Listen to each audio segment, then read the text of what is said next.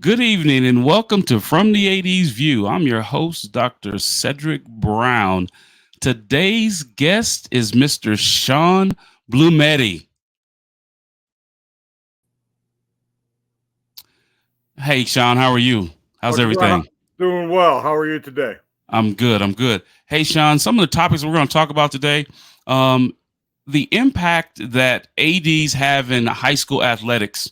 What do you think about that? I think the biggest thing for ADs is to learn how to become a good facilitator. Okay. And what can athletics administrators, leaders do to grow girls and women's athletics? The biggest thing I think is we need to be intentional about that. Okay. And how important is the parent athletic administrator relationship to helping the student athlete? Student athletes are only going to be successful when the administrators and the parents are in complete collaboration. Too many times Absolutely. it's an adversarial relationship. It needs to be more collaborative. Absolutely. These topics and more on From the 80s View. Let's get it.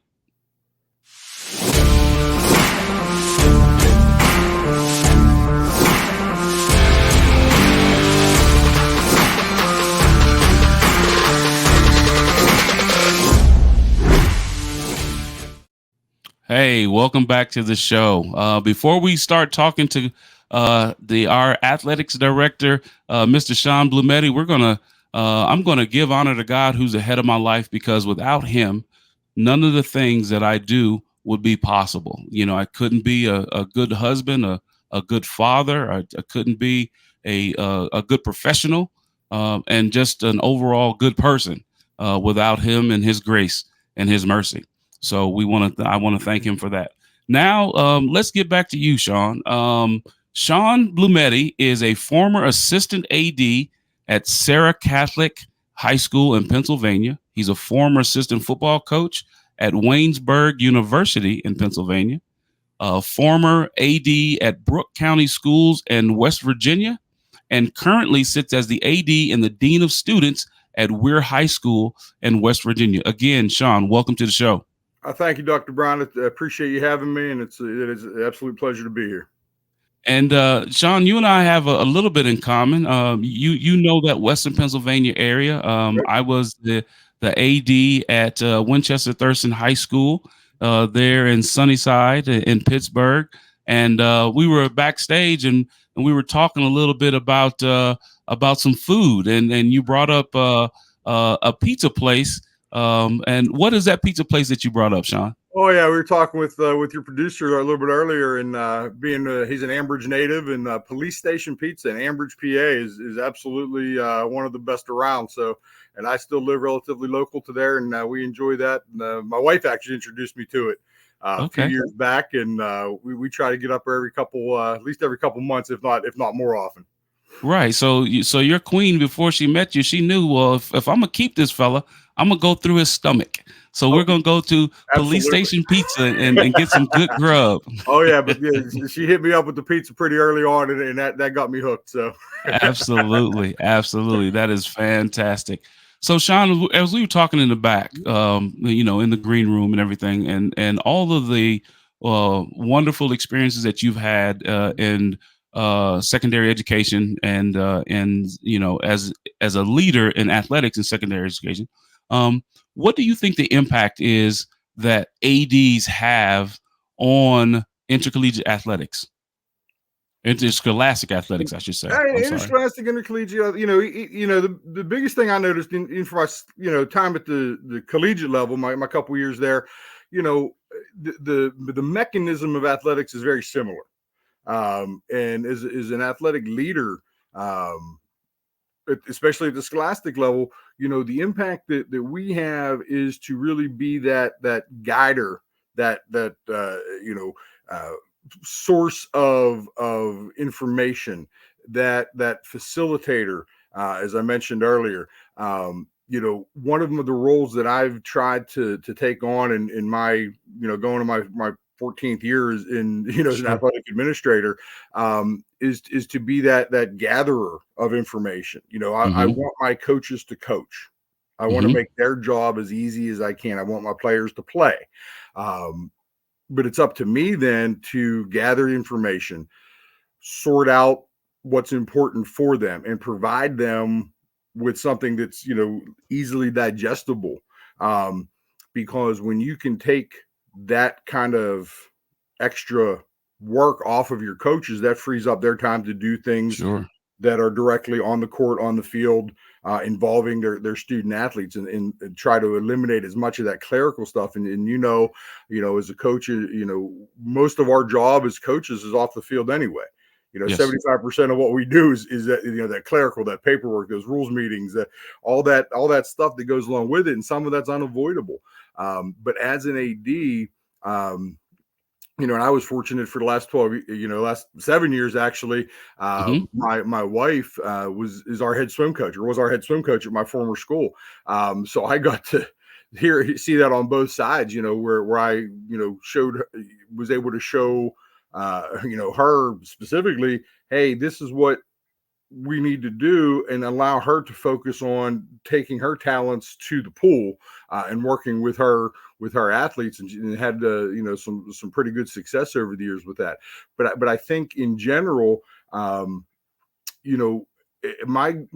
saying has always been, coaches are judged by what they do on the field, the results on the field, the wins, the losses, the championships, raising the banners, and that's all stuff.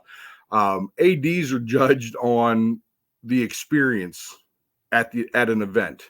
What do the people come, like? If you come to my school to watch a basketball game or to watch a football game, did you have a good experience? Was it a comfortable environment? How did our teams, how was their behavior? How was our coach? Sure. How was our staff? All that other stuff. So anything I can do as an athletic administrator, as that leader, to take some of that pressure off of my coaches and to set that level of expectation. The communication piece to me is critical. Sure. And the one thing that I've learned over the course of my career in athletics administration is that, as you said, coaches coach the players, but ADs, we coach the coaches, right? And we're looking for those coaches that are going to provide student success for our student athletes, right? And then that overall, as you were saying, Sean, that overall student athlete experience that they're providing for the student athlete and the families and your donors or your boosters, your alum, and all those things. Sean, what types of leadership have you provided for brand new coaches, right? Because when teachers get hired, right, there's that other duties as assigned, and then you get thrown in, to be the field hockey coach, and you're like, Coach Blumette, I don't know anything about field hockey. Well, you know what? We're gonna teach you. We're gonna teach you, because all it is, it's really about the success of the student athlete, and it's about their overall experience. And then you might put an assistant coach with them that knows a little about field hockey. So what kind of leadership have you provided for brand new coaches? Well, and it's pretty funny that you bring up a story like field hockey. When I was at Waynesburg University, our head football coach, Rick Shepis, was also the athletic director at the time. And I was sitting in his office. We were having a little meeting, and he held me up afterwards, and he says, hey, I need a women's lacrosse coach. And I said the exact same thing that you just said. I don't know anything about women's lacrosse. But he showed me basically how to, step by step. He provided resources. He put me in touch with people. He gave me access to learning the sport, which I had no familiarity with prior to taking the job. So I've actually tried to, steal that model. When we get a coach in, especially even if they're an experienced coach with the sport, they're new to your school. They may be new to your state. In our geographic area, we're right in the panhandle, sandwiched between PA and Ohio. We get a lot of transitional coaches coming from one state or the other, coming into West Virginia. And as you know, from being in different areas, there are some differences in procedures and rules and how the state associations run and how the local conferences are run. So I make sure that, the first thing that we do with onboarding new coaches is to just get their familiarity up with, okay, here's your facility, here's the building, here's your contacts. Give them that resource to say, okay, if you have a problem with a health issue, here's the trainer. If you have a problem with a clerical issue, here's the secretary. If it's a maintenance issue, here's who you call. If you have any other questions, you call me. You figure it out for them. The second thing would be to provide the resources that they're going to need to maybe facilitate making their schedule, to get comfortable with, talking to, again, the local representatives for whether it's our states organized into regions, whether it's our regional representatives or our local conference representatives, and just to help bring them up to speed, basically. Sure. But it also, again, I mentioned it a little bit at the first segment, the communication piece is invaluable. Sure. The communication piece and the provision of the resources, because as a coach and when I went to Brook in 2012, I walked in as head football coach, first time head football coach. And it was sort of like being dropped off in the middle of the desert, and you were given a set of keys and going, "Oh, hey, here you go." Absolutely, absolutely, absolutely.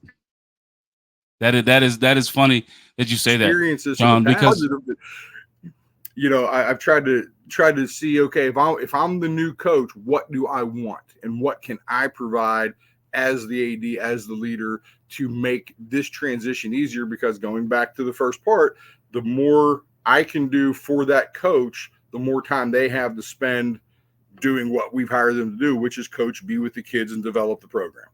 Sure. And it's also, and we'll probably talk about this in the second half of this episode, is that your communication that you spoke of is paramount, not only with your coaches and your student athletes, but with your administration as well, right? With your principal or head of school or whomever that individual is, that's important. And that communication piece is so important. When I was in Pennsylvania at Winchester Thurston, I had an opportunity to sit on committees for WIPIAL, right? And so all of those opportunities that you have, and the administrative side, and all of the things the meetings you have to go to, and you got to, track from, Shady Side, and you got to go all the way over to WIPIAL to sit down and have meetings, unless we did them by Zoom. Then, you understand what it's all about. But Sean, we're going to go to a quick break, right? Stay with me, and we're going to come back and we're going to talk about some more exciting things. You're watching From the 80s View. I'm your host, Dr. Cedric Brown. We'll be right back after this break.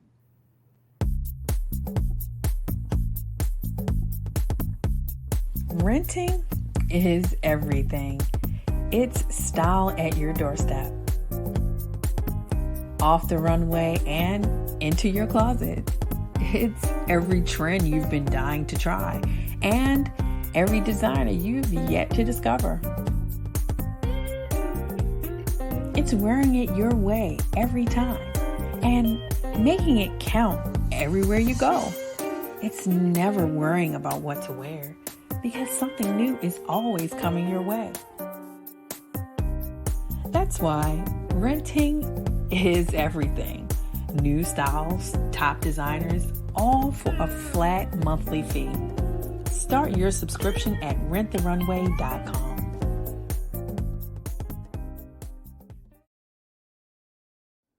Slow roasted over hickory fire and pulled by hand. This is the way pit pork has always been done. Pulled pork lovers, rejoice.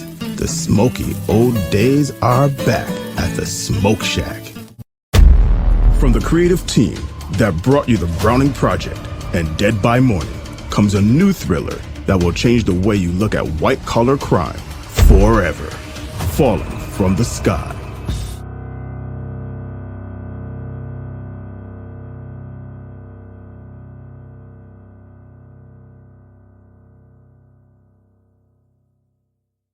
Water. It's everywhere. We drink it, we bathe with it, we cook with it.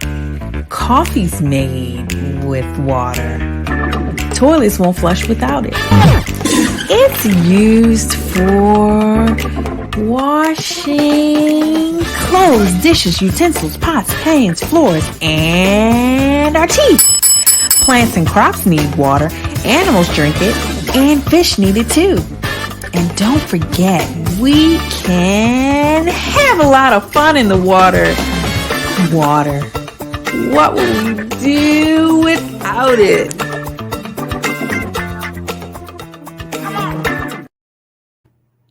Welcome back to the show. You're watching From the 80s View. I'm your host, Dr. Cedric Brown. And before we bring back our guest, Sean Blumette, I want to talk to you a little bit about my book. I'm very happy with the reception of the book, How Black Men Overcome Racial Barriers in the Status Quo in NCAA Institutions. It was a narrative inquiry. The focus for the book was to understand how men of color achieved leadership roles in Power Five institutions from a positive perspective. Not, they're holding me back, they're keeping me down, they're not giving me opportunities. Instead, how did, in spite of the perceived or racial barriers that existed, how was I able to overcome those and be productive in these pursuit of me aspiring to be an AD in Power Five athletics? And three of the themes that came out were the benefits of having a role model. The other one was role model expectations and being a mentee, what your mentor wanted you to do. And then the last one were perceived racial barriers, right? And if they existed, how were you able to use your mentor relationships to navigate those things? And it's a great read. So if you want to learn more about my journey and the journey of other men as they go through and aspire to get to the highest level of athletics leadership in NCAA institutions, give it a read, give it a chance. You can purchase the book at Amazon.com. And again, the title is How Black Men Overcome Racial Barriers and the Status Quo in NCAA Institutions. And it was a great time. And if you want to know more about what I do and how I can provide help and services for you, you can go to From the 80s View at gmail.com and send me an email. Let's talk. I'd love to have you on the show. Or if you'd like to see past episodes of the show, I'm on YouTube channel, and my tag is at From the 80s View, and you can see more past episodes for the show. You can also catch the show on the Leon Thomas Radio Network, and you can look for that at the leonthomasgroup.com. And you can get in contact with Leon Thomas, who's my producer, and or Jay Rosinko, who's my producer, to talk about things that you want to talk about and the opportunities that the Leon Thomas Group provides for individuals aspiring to do what they allow me to do right now. My show can be seen Sundays at 6:40 Central, 7:40 Eastern Standard Time. And we're just going to talk about the hot topics in athletics, entertainment, education, and so much more. But let's bring back Mr. Sean Blumette. Sean, your experience has, as we talked before, your experience has been vast and been very influential in that area of West Virginia and in Pennsylvania. The one thing that we did talk about, Sean, earlier, and you kind of alluded to it, where we didn't understand the girls' sports that we wanted to coach and things like that. But what can the leadership do, athletics leadership? What can we do, Sean, to help grow girls' sports? And then on the collegiate level that you coached on, what can we do to help grow women's sports? To give people a greater awareness of what these special student athletes can also do. And the first thing that came to mind when we talked in the early part of the show was we need to be intentional as leaders about it. We need to ensure that, we're celebrating and promoting our girls and women's athletics with just as much, emphasis as we are our male sports. Mm-hmm. And we have to also make sure that we're not overlooking, missing out on promoting sports that are say a little, non-traditional. It's not basketball and volleyball and softball. Our women's and girls in track, in swim, and cheer, and acrobatics, and all of those other heavily female sports Sure. need to be talked about and need to be celebrated and need to be promoted with just as much emphasis as we would our footballs and basketballs and baseballs. Sure. Sure. You know, And you had mentioned, Coach, that your wife coached swim, right? Did she coach girls and boys, or just did she coach on the girl side? No, she both. The way at Brook High School, the way the program is structured is one head coach for boys and girls, Okay. and then with a couple assistants underneath her to help focus on the side, and actually coached her girls side to a conference championship this year, and had some really good success. So let's talk about that a little bit. So, Sure. Coach, how did your wife, or how has your wife been intentional, not to forget about her boys, right? Because she's in tune to all of her student athletes, right? But how did she intentionally help raise the awareness of her girls program? And I think that goes back to her early in her experience at the youth club level. Okay. And it starts with developing relationships. And it starts with, becoming that good mentor to, Sure. especially the young girls as a female coach. Sure. She was a swimmer in high school and was involved in the swim program, at her college, and has continued to develop those relationships. And then she uses her relationships with her current athletes and with her alumni to facilitate relationships with the younger athletes who may be coming through our club and middle school system before she gets them to the high school. And I think by doing that, she's really, generated some excitement around the program. And I think that perspective, anytime you can have a quality female coach as the head of a female sport, I think is a huge advantage. Not that men can't coach women and women can't coach men's side, but when you have someone that's very you can relate to, as a female athlete, and you can build that relationship, and like you've even mentioned, she was able to extend that to her boys' side. But as a female coach, to be able to again build those relationships, stay with that communication piece, and that involvement, and just showing, the girls, and especially at the high school age. And I don't know, if it's just something that I've noticed. Some of my colleagues have mentioned it, but I think in high school athletics, a lot of times you have a little bit of a disconnect once the female athletes or female students get into that, junior year. I can attest. I have a 15-year-old daughter. I can attest. I know what you're talking about. Absolutely. And once they get, to that age level, and other things start to become more important sometimes. Absolutely. And sometimes Absolutely. that extra little push to be successful in showing the female athletes, as we've done with male athletes for generations, we were always told as male athletes, hey, if you want a shot to go to college, if you want to, move on, if you want to, develop it, your career, well, play a sport, play football, go to college, play baseball, go to college, whatever.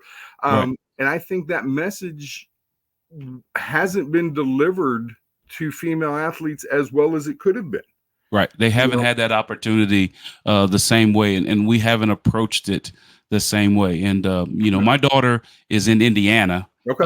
and she's going to school there with my former spouse. Mhm. And she's doing a remarkable job at navigating some of these things. She has two older brothers that are from that union. And her older brother ran track in college at the D3 level, and her the middle child, he's 18 now and getting ready to graduate, or just graduated from high school, and he was a state champion in football, right? But she, just as a freshman this year, she's a rising sophomore. As a freshman, she was the only freshman in her sectional that that qualified in track and field, and it was my daughter's first year in track as a thrower, right? But she's an incredible basketball player, so she's one of the top freshmen in the state of Indiana in basketball. But I understand what you're talking about, Sean. We have to do more. We have to recognize that we have outstanding young girls.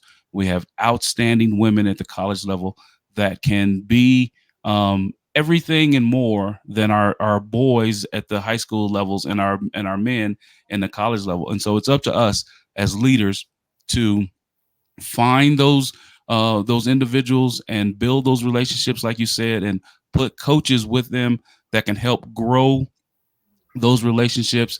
And then you know what you get, Sean? You get 10 years later, you've been doing this for 14 years. I'm sure you've had student athletes that have come back that are alum now, that now when you say, hey, I got a fundraiser here, I got this or that, you have those individuals that you poured into, Sean, and now they are, for whatever they can do for the program, they're giving back a little bit more and more because of the relationships that you and or your wife built in as coaches and as administrators.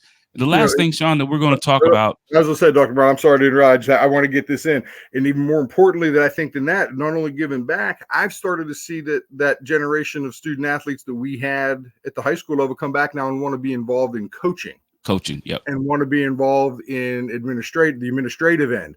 And I've hired a few of them. And it's been, it's been amazing, an amazing experience to see, especially, any of your alumni come back, but especially the young ladies who've come through the program, gone to college, possibly, participated in a sport, and then decide, hey, I really, really think this is important. I really want to get involved.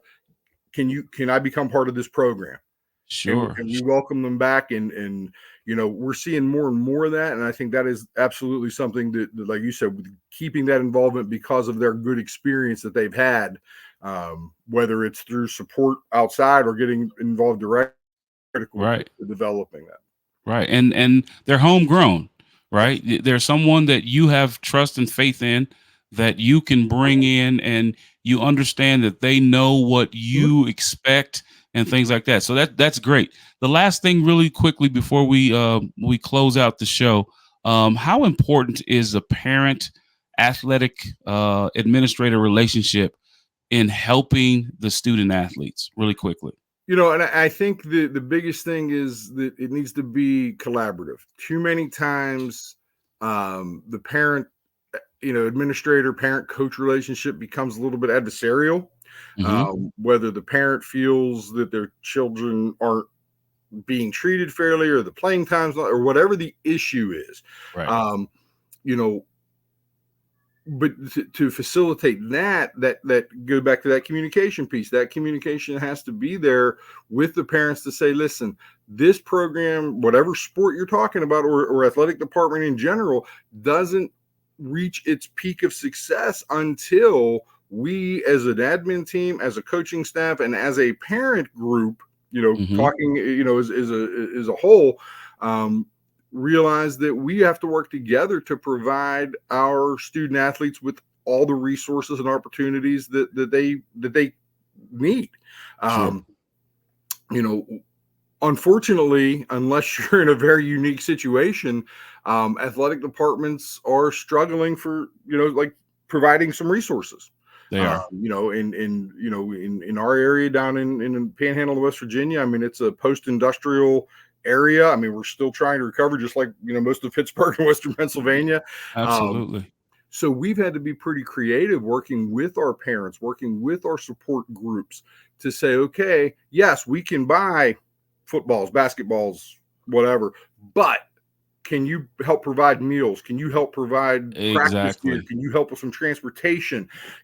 And finding out that parents are more than willing to do that. Just got to ask them. You have to ask them, and you have to really establish boundaries to say, just because you're helping raise money doesn't mean you get to call the play. Exactly. Doesn't mean you decide who's playing in the starting five tonight. I appreciate your cooperation. Thank you for selling whatever product or donating. Stay in your lane. Yes, stay in your lane. Exactly. We coaches coach, administrators administrate, and parents sit in the stands and clap their hands and support all of our kids. Right. And we want to make sure we thank them. We want to make sure that we recognize them. I never want to leave anytime I'm speaking to any of my groups. I always want to make sure that I'm thankful for the parents and for the community support. But I also need to, I make sure there's a fine line between involvement. We want you to be involved. We don't want you to interfere. And if I have to make a choice there, then I'll find another way to do it if I can't limit the interference. Sure. And that sometimes is a hard conversation to have, but that's part of the job. They have to be had. And that's great. That's a great point, Sean. And Sean, the last thing that I typically do is I ask my guest one final question. And the question is this, before we go, is Sean, what does faith or spiritualness mean to you and your family? And I didn't realize this until a little bit later in life. But when I went and had an opportunity to move down to Waynesburg University, and I was blessed to have that opportunity. I was in between jobs a little bit. I was in a little bit of a tight spot. I was working at the university and working 2 other jobs at the time. But I also realized right then and there that all I had to do was have faith and trust.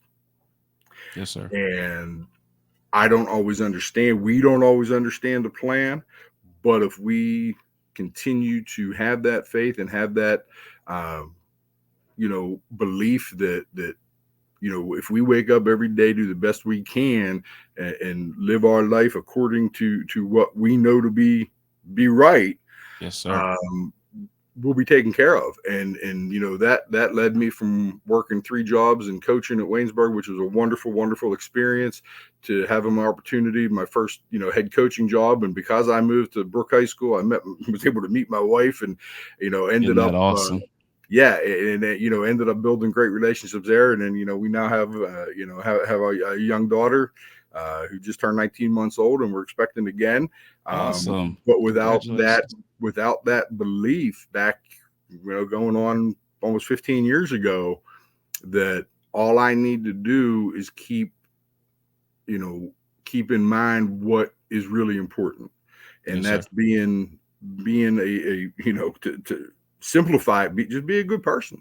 Be a good person. And know that at the end of the day, we have to sometimes step back and give up control and just say, you know what? I trust that you're going to take care of me. Yes, sir. I trust that I'm going to come out okay on the other side of this, as long as I'm doing what I know to be right. Yes, sir. That's great, Sean. I thank you so much for sharing that with me, because sometimes, those conversations are personal and things like that. So I truly appreciate you, Sean. Thank you. And Sean, before we leave, how can, if someone wants to talk about Weir athletics and want to talk about, what Blumette's have done for athletics in West Virginia and Pennsylvania, how can they get in contact with you? I believe my email address is up there. First initial sblumette at k12.wv.us. I am at Weir High School in Weirton, West Virginia. My personal email is flashing up there, the SB7750. Please feel free, reach out.